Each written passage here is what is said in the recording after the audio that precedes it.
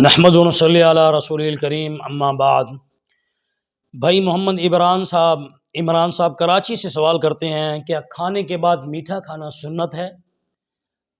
کیا کھانے کے بعد میٹھا کھانا سنت ہے؟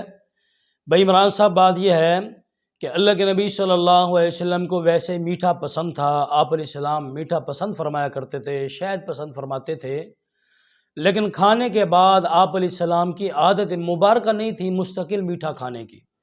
یہ جو مشہور ہے کھانے کے بعد میٹھا کھانا سنت ہے، کھانے کے بعد میٹھا کھانا سنت ہے، یہ ایسے ہی مشہور ہے، ورنہ اللہ کے نبی صلی اللہ علیہ وسلم کی سنت اور عادت نہیں تھی کھانے کے بعد میٹھا کھانے کی۔ آپ علیہ السلام کے زمانے میں تو کھانا ہی کئی کے عرصے بعد نصیب ہوتا تھا، اور میٹھا کھانا تو ایک اضافی چیز ہے۔